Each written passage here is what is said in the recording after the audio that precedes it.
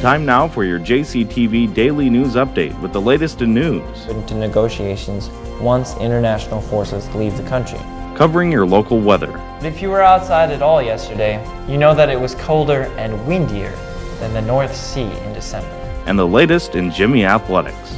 Straight on, it's Peters hitting from 10 on a pull-up. For your JCTV Daily News Update, here's Matthew Nies. Good evening. I'm Matthew Nies with your JCTV News Update. There are tons of rice and beans that have been sent to Haiti, which attests to all the relief sent to Haiti by the rest of the world. However, according to the Associated Press, relief effort in Haiti is less than efficient. Coordination by the UN and other agencies hasn't been ideal. What has gone wrong with coordination has ranged from elementary things, such as ill-advised handouts of infant formula. Many experts feel it is urgent that lessons are learned with Haiti because the world's national disasters are expected to increase in size and frequency due to increased urbanization throughout the world.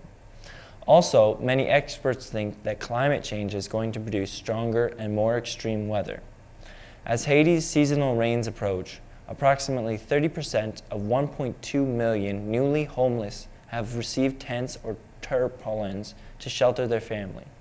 However, despite the lack of efficient coordination, a food surge has delivered 2-week rice rations to almost 3 million Haitians.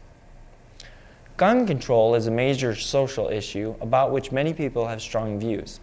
According to the Associated Press, some registered gun owners in Northern California recently decided to test California state laws and walked with unconcealed firearms into a Starbucks.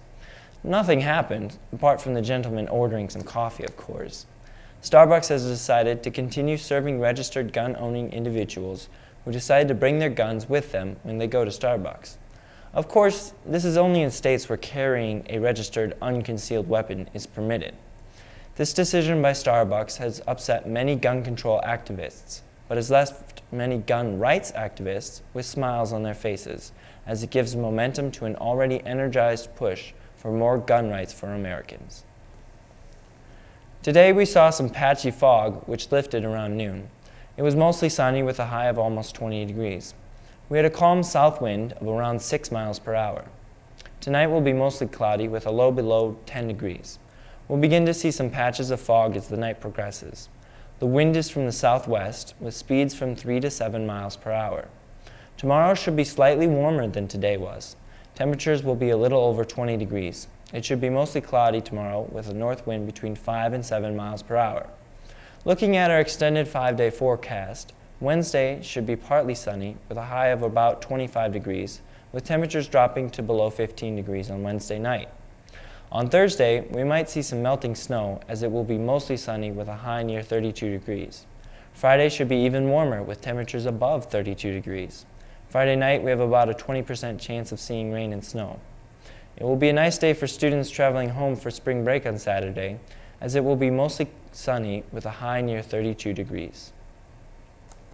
In sports, both the Jimmy's men's and women's basketball teams won on Sunday, earning berths in the Dakota Athletic Conference Championship games this Tuesday.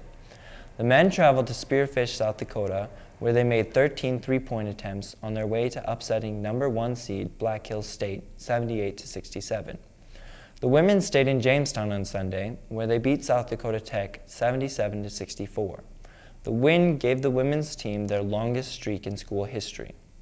After the game, Lyndon Schmidt caught up with women's head basketball coach Mark Wiest.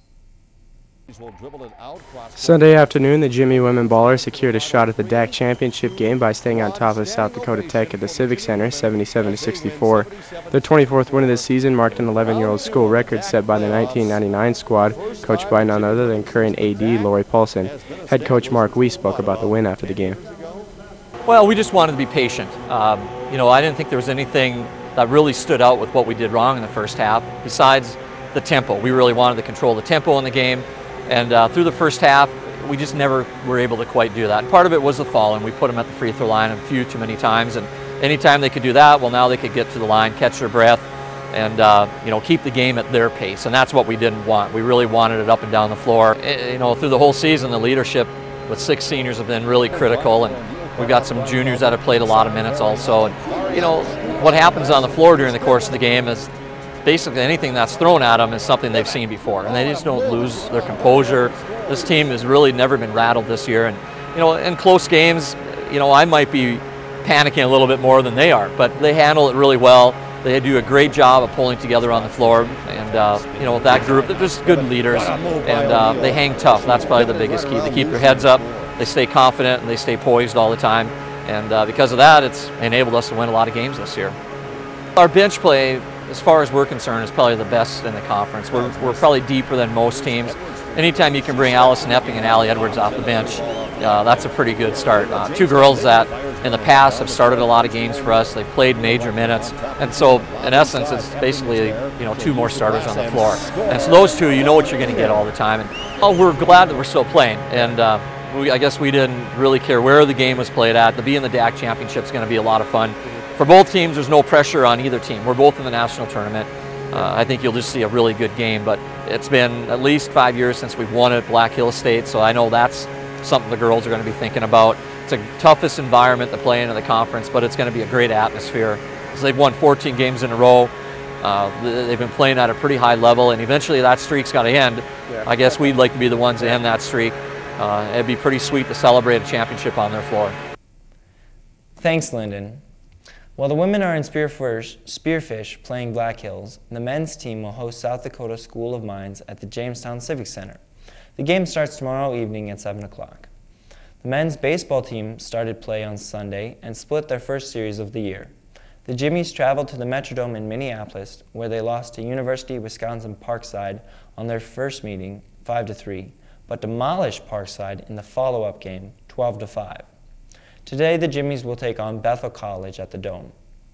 The Olympics concluded last night. The USA won the most medals with 37 total, 9 gold, 15 silver, and 13 bronze. Yesterday, the USA men's hockey team played Canada in a hockey game that will be remembered for generations.